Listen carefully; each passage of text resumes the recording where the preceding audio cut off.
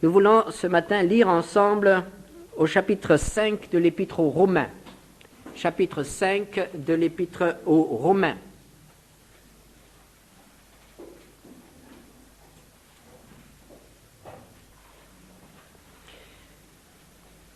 Étant donc justifiés par la foi, nous avons la paix avec Dieu par notre Seigneur Jésus-Christ, à qui nous devons d'avoir eu par la foi accès à cette grâce, dans laquelle nous demeurons fermes, et nous nous glorifions dans l'espérance de la gloire de Dieu. Bien plus, nous nous glorifions même des afflictions, sachant que l'affliction produit la persévérance la victoire dans l'épreuve, et cette victoire l'espérance. Or, l'espérance ne trompe point, parce que l'amour de Dieu est répandu dans nos cœurs par le Saint-Esprit qui nous a été donné. Car lorsque nous étions encore sans force, Christ, au temps marqué, est mort pour des impies. À peine mourrait-on pour un juste. Quelqu'un peut-être mourrait-il pour un homme de bien. Mais Dieu prouve son amour envers nous, en ce que lorsque nous étions encore des pécheurs, Christ est mort pour nous. À plus forte raison donc, maintenant que nous sommes justifiés par son sang, serons-nous sauvés par lui de la colère. Car si, lorsque nous étions encore ennemis, nous avons été réconciliés avec Dieu par la mort de son Fils, à plus forte raison, étant réconciliés, serons-nous sauvés par sa vie. Et non seulement cela, mais encore nous nous glorifions en Dieu par notre Seigneur Jésus-Christ, par qui maintenant nous avons obtenu la réconciliation. En ce jour de Pentecôte, je vous propose de méditer ensemble le verset 5. L'espérance ne trompe point, parce que l'amour de Dieu est répandu dans nos cœurs par le Saint-Esprit qui nous a été donné. L'Esprit de Dieu répand l'amour dans notre cœur. La Bible dit que Dieu est amour. Pendant 2000 ans, l'Éternel a parlé à son peuple et lui a dit « Je t'aime ». Dans le prophète Jérémie, Dieu dit même à Israël « Je t'aime d'un amour éternel ». Jérémie 31, verset 3. Et Dieu a prouvé cet amour tout d'abord en faisant sortir son peuple d'Égypte où il était réduit à l'esclavage, en le conduisant à travers le désert, en lui donnant la Palestine, et puis en pourvoyant à ses besoins année après année. Mais Dieu a surtout prouvé son amour en pardonnant ses révoltes, en pardonnant ses désobéissances, en pardonnant toute son incrédulité, son désir constant d'être comme les autres nations. Dieu a prouvé son amour par son pardon, par sa patience, pendant 2000 ans. Puis, il l'a prouvé en envoyant son Fils. Le Fils de Dieu a accepté de devenir un homme, de devenir membre de ce peuple d'Israël, sachant quel allait être l'accueil qui lui était réservé. Il savait qu'il allait être repoussé, il savait qu'il allait être rejeté, méprisé. Il savait aussi qu'il allait souffrir et qu'il allait mourir sur une croix. Dieu a prouvé son amour en envoyant son Fils et en permettant que son Fils meure pour nous. Pour son peuple tout d'abord et pour le monde entier. 1 Jean 4, versets 9 à 10. L'amour de Dieu a été manifesté envers nous, en ce que Dieu a envoyé son Fils unique dans le monde, afin que nous vivions par lui. Et cet amour consiste non point en ce que nous avons aimé Dieu, mais en ce qu'il nous a aimés et a envoyé son Fils comme victime expiatoire pour nos péchés. Dieu a prouvé son amour Dieu a manifesté son amour. Ne cherchons pas d'autres raisons pour la mort de Jésus. Ne cherchons pas d'autres raisons pour ce grand sacrifice que l'amour de Dieu pour nous. Jésus l'a dit lui-même à Nicodème, Dieu a tant aimé le monde qu'il a donné son Fils unique. Toute la Bible nous parle de l'amour de Dieu. La Bible est la lettre d'amour par excellence. La lettre d'amour d'un Dieu pour des hommes rebelles, pour des pécheurs. La lettre d'amour qui nous dit qu'il a donné son Fils, que celui-ci a donné sa vie pour nous. Dieu nous aime. Mais il faut prendre tout d'abord conscience de cet amour. Dieu est au ciel. Il ne nous parle pas directement. Nous ne pouvons pas entendre sa voix qui nous dit « Je t'aime ». Nous ne le voyons pas près de nous. Il faut donc tout d'abord prendre conscience de cet amour. Nous l'avons longtemps ignoré. Nous ne connaissions pas Dieu. Nous ignorions qu'il nous aimait. Ou bien, si nous pensions que Dieu existe, nous avions peur de lui. Notre conscience nous avertissait que, dans l'état dans lequel nous nous trouvions, nous ne pouvions pas rencontrer Dieu. Et qu'il était même dangereux de rencontrer Dieu. Malheur à l'homme qui se présente devant Dieu dans ses péchés, dans ses souillures. Nous savions que c'est la mort. Et nous avions peur de ce Dieu. Et nous avions peur de ce juge. Nous avions peur de celui qui nous surveille, qui nous guette. Nous pensions qu'il était là pour aussitôt intervenir dès que nous avions péché contre lui. Combien d'hommes et de femmes vivent dans la peur de Dieu? La peur du gendarme, la peur du juge. Et puis un jour, nous avons appris que ce Dieu nous aime. Que ce n'est pas du tout le Dieu gendarme, que ce n'est pas du tout le Dieu juge, ce n'est pas le Dieu qui nous guette et qui, à la moindre faute, à la moindre déviation, intervient aussitôt par le châtiment. Nous avons appris que ce qui caractérise notre Dieu, c'est son amour. Dieu est amour. Nous l'avons appris parce qu'on nous l'a dit. Nous l'avons appris parce que nous l'avons lu, peut-être dans la Bible ou peut-être dans un autre livre. Et progressivement, nous avons commencé à prendre conscience que, effectivement, il y a bien des preuves de l'amour de Dieu dans le monde, malgré les injustices, malgré les souffrances, malgré la mort et tout ce qui peut y avoir de mauvais, de négatif dans ce monde. Combien de preuves de l'amour de Dieu nous y trouvons. Et puis nous avons réalisé que dans notre vie aussi, il y a eu des manifestations de l'amour de Dieu. Et nous avons réalisé qu'à certains moments de notre vie, il s'est passé des choses qui ne pouvaient être expliquées que parce que Dieu nous aime. Nous avons lentement pris conscience de l'amour de Dieu pour nous. Et puis un jour, nous avons accepté ce fait. Nous avons accepté ce fait, nous avons dit, oui, c'est vrai, Dieu m'aime. Et je dirais que cette acceptation est un acte déterminant dans la vie d'un homme. C'est le premier pas. Accepter d'être aimé de Dieu. Ce n'est pas si facile que cela. D'accepter d'être aimé de Dieu.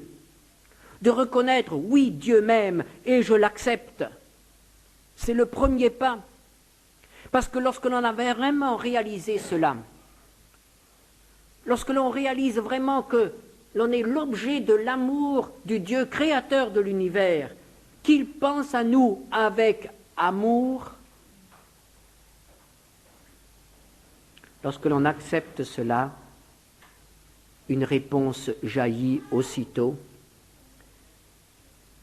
Nous ouvrons notre cœur à l'amour de Dieu et aussitôt quelque chose se transforme en nous. L'amour pour Dieu va naître. Nous osons nous approcher de lui. Nous n'avons plus peur de lui.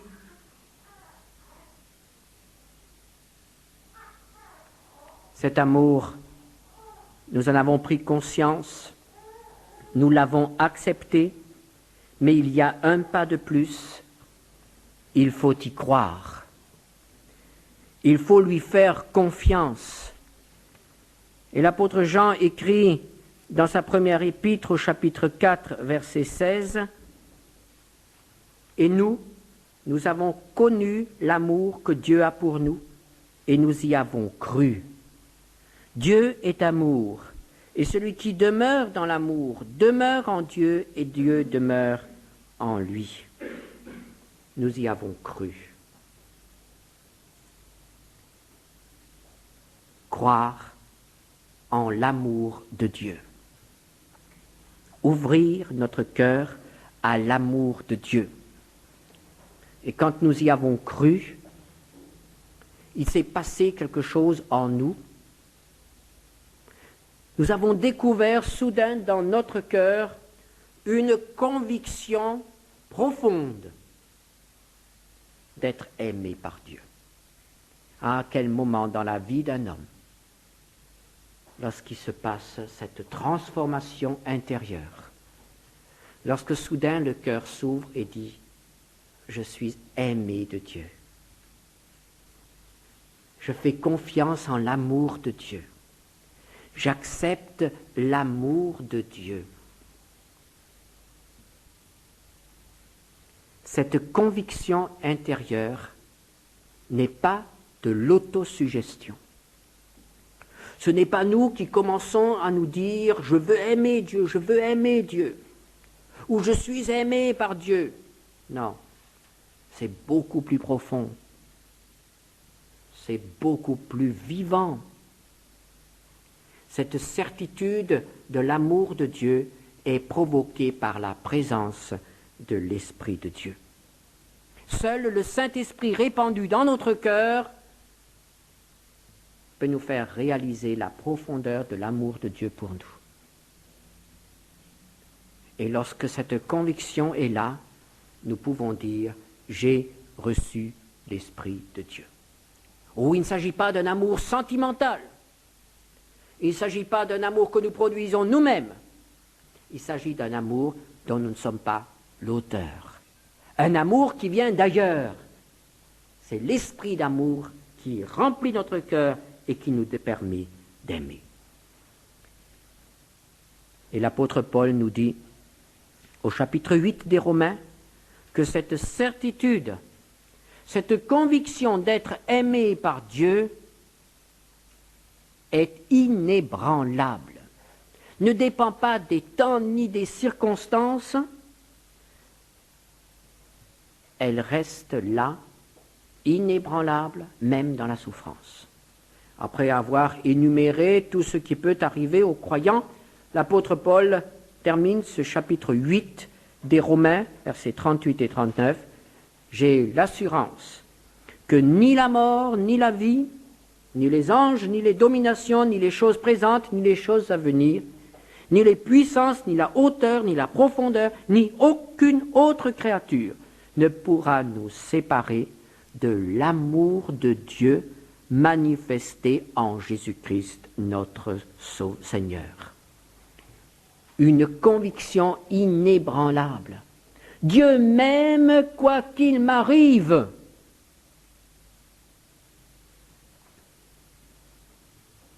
Je suis gardé par son amour. C'est la preuve de la présence de l'Esprit de Dieu en moi.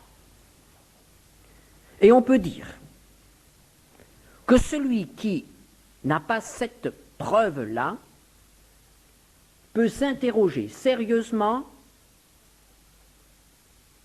quant à la présence du Saint-Esprit en lui.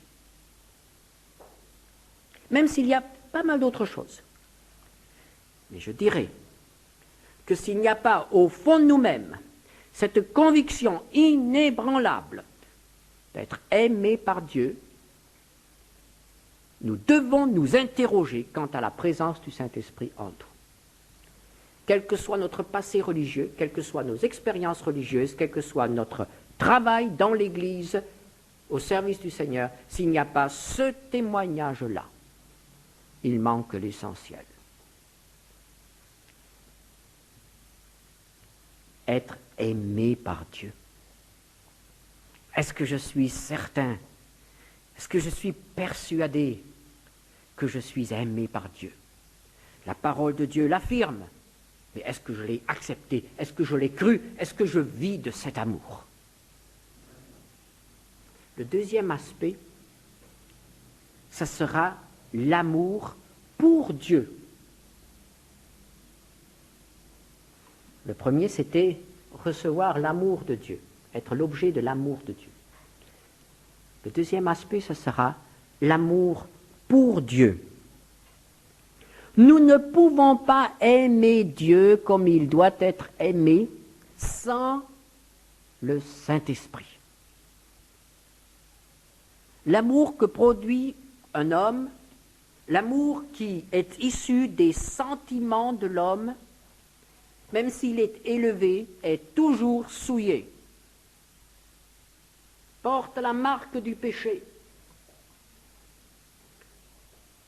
Comme nous ne pouvons adorer Dieu qu'en esprit, nous ne pouvons aimer Dieu que par l'esprit.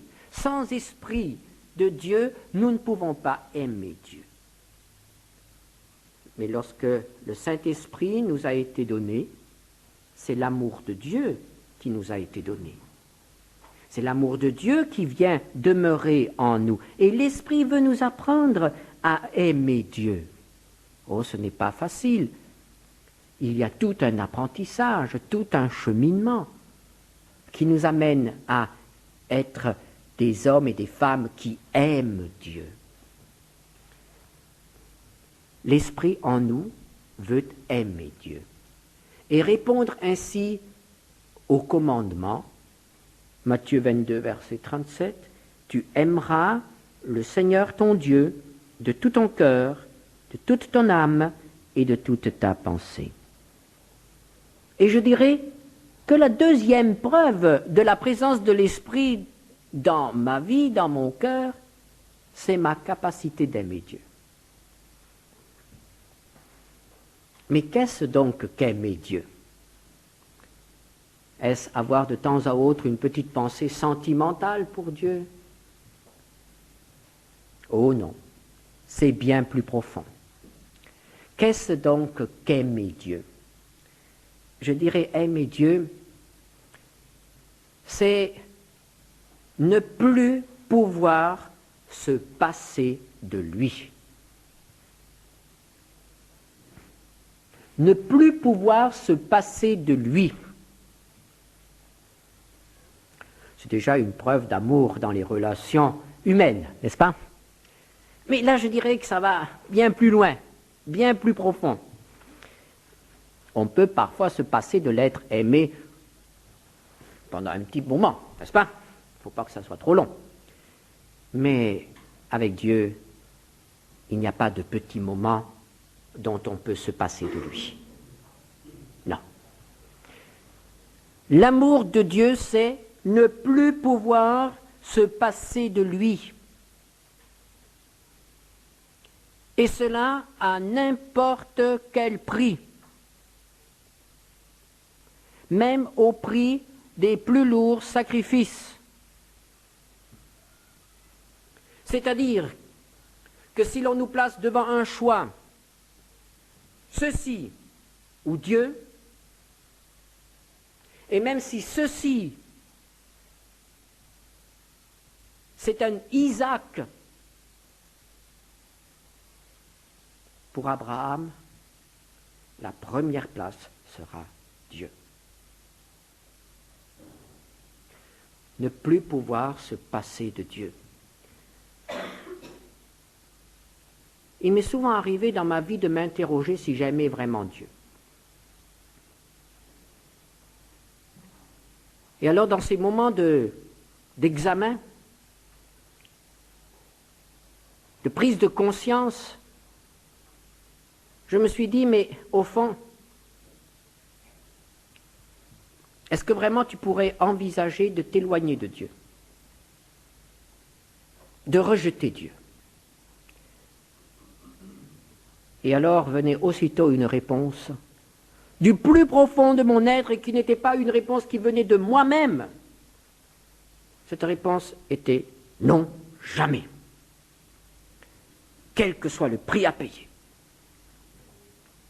Cette réponse n'est pas la réponse de l'homme. Notre cœur humain ne peut pas la donner.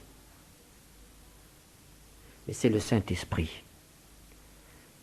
Et c'est la preuve de la présence du Saint-Esprit. Cet amour profond, cet amour absolu pour lui. Cet amour pour lui se manifeste aussi par le désir de rechercher tout ce qui le concerne. C'est-à-dire, si j'aime Dieu, j'aime sa parole. Si j'aime Dieu, j'aime ce qu'il m'a donné. Si j'aime Dieu, j'aime passer du temps avec lui, prier. C'est rechercher tout ce qui le concerne. Aimer Dieu, c'est aussi le mettre à la première place dans ma vie. Tu aimeras l'Éternel, ton Dieu, de tout ton cœur. C'est ma vie. De toute ton âme, c'est mon être, c'est ma personnalité. De toute ta pensée, c'est mon intelligence, c'est ma raison. Aimer Dieu, c'est le mettre à la première place. Si nous avons reçu le Saint-Esprit, nous avons maintenant dans notre cœur le témoignage intérieur que nous aimons Dieu. Si nous réfléchissons aux années que nous avons vécues avec lui, nous avons le témoignage de l'expérience. À plusieurs reprises dans notre vie, nous avons expérimenté cette présence de l'Esprit qui manifeste notre amour pour lui. Et si nous avons reçu l'Esprit de Dieu, alors il y a aussi dans notre cœur cette attente de la venue de l'époux, de celui qui est aimé, le Seigneur Jésus, le chef de l'Église, celui qui va revenir. Nous l'aimons. Nous ne l'avons pas encore vu, dit la parole de Dieu, mais nous l'aimons et nous l'attendons. C'est cela, aimer de Dieu. Aimer Dieu. Et je dirais que le troisième aspect, c'est aimer tout ce que Dieu aime. 1 Jean 4, versets 11 à 12.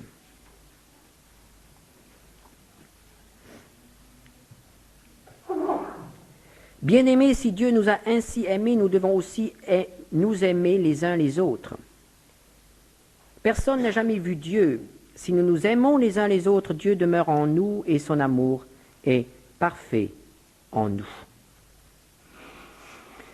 Si nous aimons Dieu, nous aimons tout ce qui vient de lui, tout ce que Dieu aime, tout ce qu'il nous a donné. Et là, nous mesurons aussitôt la distance qui sépare l'amour pour Dieu de l'amour pour un être auquel nous sommes attachés. Même celui qui nous est le plus proche. Même quand nous aimons quelqu'un profondément, nous n'aimons pas forcément tout ce qu'il aime. Il y a des divergences, et c'est normal. Mais avec Dieu, ces divergences doivent disparaître. Nous devons l'aimer et aimer tout ce qu'il aime. Et rejeter tout ce qu'il rejette. C'est un apprentissage, ça aussi. Tout d'abord, comme nous le rappelle ici l'apôtre Jean, si nous aimons Dieu, nous devons aimer ceux qui viennent de lui, c'est-à-dire nos frères et nos sœurs. 1 Jean 5, verset 1er. Quiconque croit que Jésus est le Christ est né de Dieu, et quiconque aime celui qui l'a engendré, aime aussi celui qui est né de lui. Si j'affirme que j'aime mon Père céleste, je dois pouvoir le prouver en aimant mes frères terrestres, qui sont aimés de lui, auxquels il est attaché autant qu'à moi-même.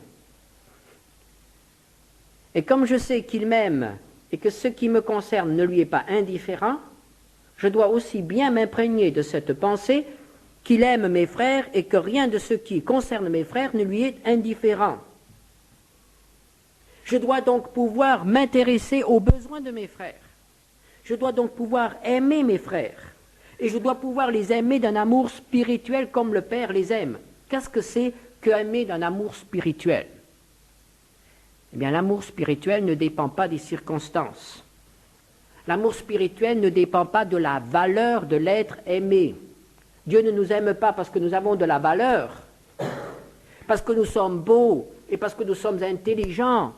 Non, Dieu nous aime tels que nous sommes, et certainement que nous sommes, spirituellement parlant, ni beaux ni intelligents. Et il nous aime. Il nous aime. Donc, aimer spirituellement, ça ne dépend pas de la valeur de l'être aimé. Aimer spirituellement ne dépend pas non plus de sa capacité de répondre à notre amour. Dieu nous a aimés longtemps avant que nous soyons capables de répondre à son amour. Nous l'avons vu tout à l'heure. Il a fallu d'abord que nous prenions conscience de son amour, puis que nous y croyions, que nous l'acceptions, et que nous lui ouvrions notre cœur. C'est cela, aimer spirituellement. Aimer sans nous laisser influencer par les circonstances, ni par la réponse de l'être aimé. Enfin, c'est aimer ce que Dieu nous a donné. Je l'ai déjà mentionné, sa parole, la prière, mais aussi son Église. Et parfois, nous avons la mauvaise habitude de nous plaindre de l'Église. Ah, l'Église, comme elle est misérable, comme elle est faible, comme elle est infidèle. Et pourtant, cette Église, je ne parle maintenant pas seulement de notre petite communauté ici, mais l'Église en général, cette Église est l'objet le plus aimé par Dieu sur terre. C'est l'épouse, et il va venir la chercher.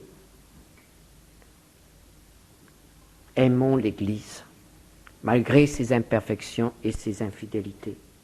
Aimons tout ce qui vient de Dieu.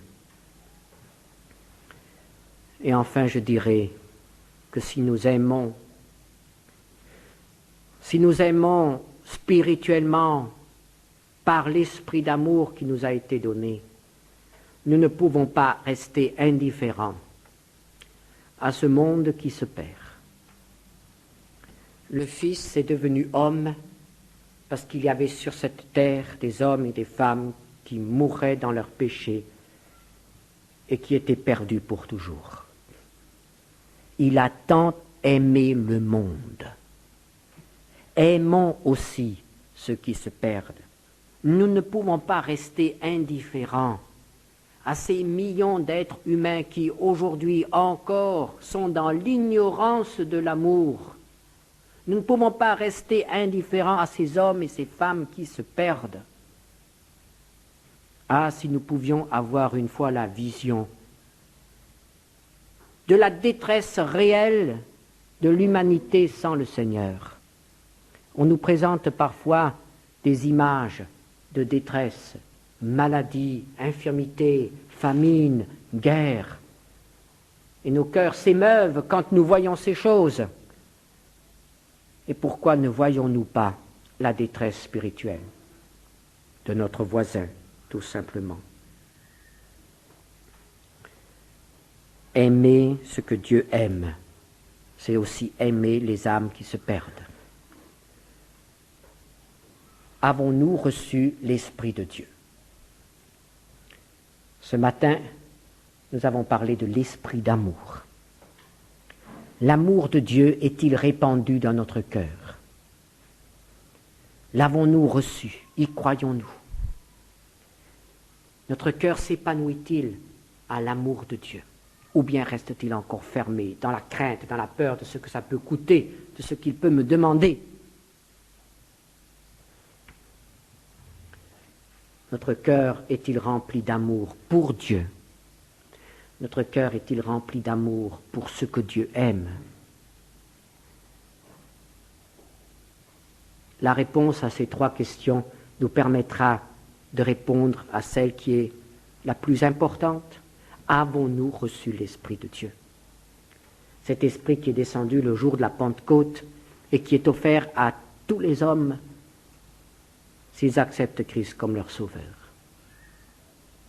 Avons-nous accepté Christ comme notre Sauveur? Avons-nous reçu l'Esprit de Dieu? L'Esprit de Dieu nous remplit-il? Il y a un moyen de le savoir. Si je suis rempli de l'Esprit de Dieu, eh bien je suis rempli de l'amour de Dieu et pour les autres. Amen.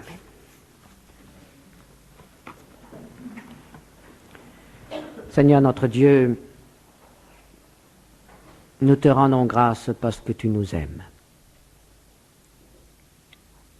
Nous te rendons grâce, Seigneur, parce que ton amour ne dépend ni des temps ni des circonstances, ni même de notre réponse. Tu es amour et tu nous aimes. Seigneur, maintenant nous voulons répondre à ton amour et je crois que pas un seul parmi nous ce matin ne peut dire « Oh, pour moi, tout va bien ». Je réponds parfaitement à ce que Dieu demande. Nous avons tous, Seigneur notre Dieu, ce matin besoin d'une nouvelle rencontre avec toi, afin que notre cœur qui se dessèche si facilement soit tout à nouveau inondé de ton amour.